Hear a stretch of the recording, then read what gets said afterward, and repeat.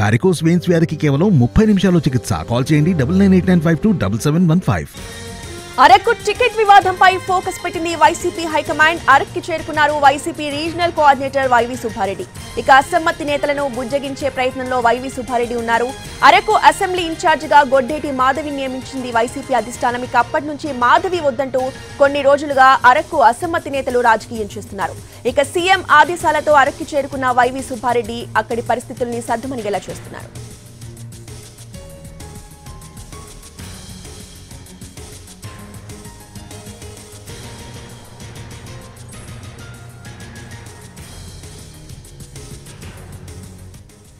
ఇక అరకు టికెట్ వివాదంపై ఫోకస్ పెట్టింది వైసీపీ హైకమాండ్. అరక్కి చేరుకున్నారు YCP regional coordinator YV Subbareddy.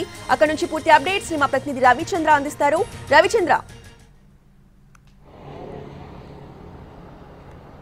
ముఖ్యమంత్రి ఆదేశాల మేరకు regional coordinator YV Subba Reddy Araku valley వెళ్లారు. అక్కడ స్థానికంగా ఉన్న వైఎస్ఆర్ కాంగ్రెస్ పార్టీ ముఖ్య నాయకత్వంతో పాటు ఇన్ఛార్జ్ అందరితోనూ కూడా సమావేశం అయ్యారు. సమావేశం తర్వాత పార్టీ ఎందుకు అభ్యర్థిని మార్చాల్సి వచ్చింది, కొత్తగా సిట్టింగ్ ఎంపీగా ఉన్న గొడ్డేటి మాధవిని ఎందుకు అక్కడ నియమించాల్సి వచ్చిందనే విషయాన్ని పార్టీ నాయకత్వానికి వైవి సుబ్బారెడ్డి వివరిస్తున్నారు. ప్రధానంగా గొడ్డేటి మాధవిని అక్కడ సమన్వయకర్తగా నియమించు ఆదేశాలు వచ్చిన తర్వాత అరకు వ్యాలీలో అసమ్మతి ఒక్కసారిగా పెరిగింది.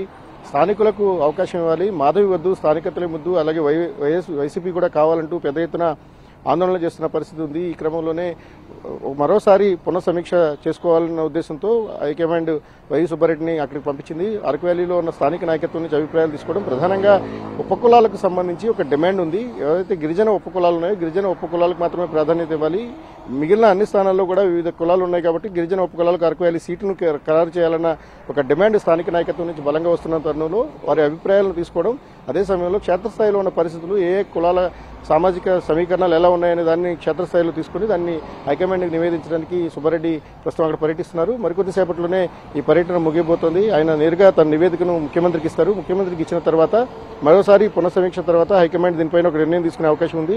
అయితే కీలకంగా కొండదొర సామాజిక వర్గానికి సంబంధించి మరోసారి ఆ టికెట్ విషయంలో ఖచ్చితంగా కొండదొర సామాజిక వర్గానికి ఇవ్వాలని వైఎస్ఆర్ కాంగ్రెస్ పార్టీ బలంగా విశ్వసిస్తోంది. తెలుగుదేశం పార్టీ కొండదొర సామాజిక వర్గానికి ప్రాతినిధ్యం ఇచ్చింది, వారికే ఎక్కువ అవకాశాలు ఇస్తున్న తరుణంలో ఇక్కడ కూడా టికెట్ మార్పు అనివార్యం కనుక ఏ పరిస్థితుల్లో మార్పు చేయాల్సి వచ్చిందనే విషయాన్ని స్థానిక నాయకత్వానికి చెప్పి వారిని ఒప్పించే ప్రయత్నాన్ని సుబ్బారెడ్డి చేస్తున్నారు. అదే సమయంలో క్షేత్రస్థాయిలో పరిస్థితులను సీఎంకి నివేదిస్తారు. ఓవరాల్గా అరకు వ్యాలీలో బలమైన స్థానం అది వైఎస్ఆర్ కాంగ్రెస్ పార్టీ గడిచిన 2 సార్లు గెలుచుకుంటూ ఉంది.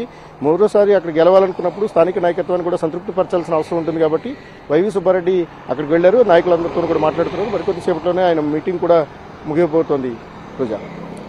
Right, thank you Ravichandra.